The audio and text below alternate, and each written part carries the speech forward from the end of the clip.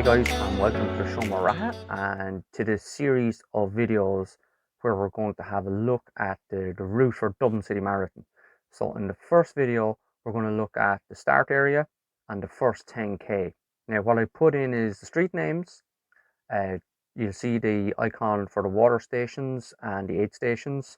Given a description of the course. The last time I ran the course was 2017. The course hasn't changed at all.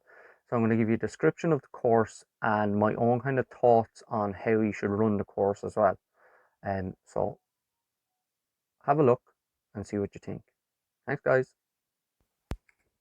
Hi guys, and welcome to the start of your 26.2 mile journey around the city of Dublin. We're here on Merrion Square West, just outside the entrance to the start area. As you can see from the map, all the colour code starts enter at the same place. You can see all along the left there, you have your bag drop for every start area as well. So you follow the arrows to your staging area before you're ushered up to the start. It's very well organised, the streets are nice and wide, there's plenty of room for everyone, there's no panic. We're going to concentrate on the first 10 kilometres of the race here today. So we're going to enter the start area.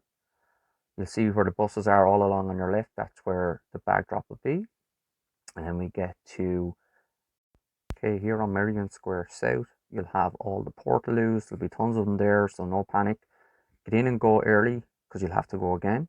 You can follow Mount Street down for other colours, and then Fitzwilliam Place lower, then we'll bring you to the start. So we're going to hit start here now, and the first pinch point comes up pretty quickly here after a couple of 100 metres. Turn right onto Leeson Street lower. And then it's nice and flat the whole way through the first mile. So this is Stephen's Green onto Cuff Street. So you're coming towards 1 mile. The streets are going to be nice and wide, but there's still going to be loads of people. So just take your time. Don't be jumping up and down off paths. Don't be dodging in and around people. There's no panic. It'll take a couple of miles for it to really ease up. Generally, I find it's before the Phoenix Park where it really opens up. Now, this is the first little hill that you'll hit on Patrick Street.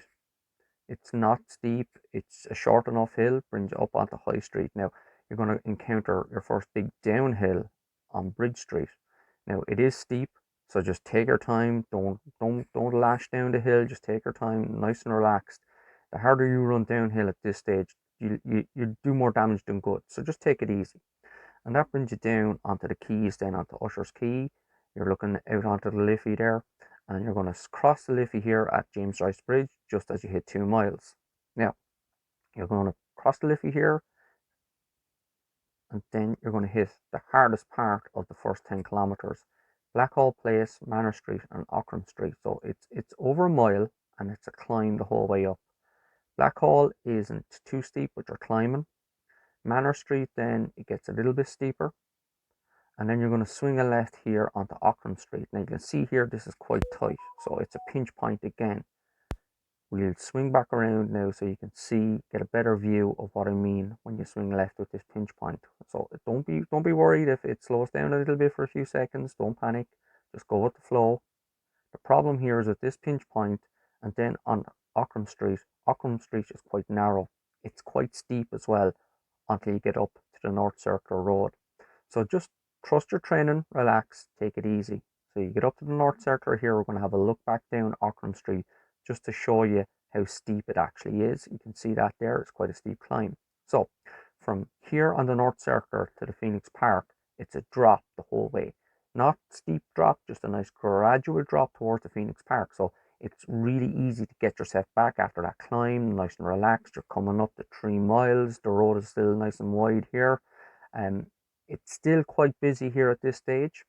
So you're going to get to the Phoenix Park gates and another pinch point. The gates are a little bit narrow. Take it easy. No rush. Get into the park. The nicest part of the course for me. It's a green area, so the air is really fresh and crisp. So breathe that in, relax. Just go with the flow. It's a lovely stretch through the Phoenix Park for a couple of miles. You swing around here by the back of the zoo. You hit 4 miles just coming up here now, and then you're going to swing around onto Chesterfield Avenue. You're looking at the best part of 2 miles on Chesterfield Avenue, and it's straight dead straight, straight as an arrow. Now the problem here is the prevailing wind. It's always, nearly always in your face. So relax on Chesterfield. If you're in a group, stay in it.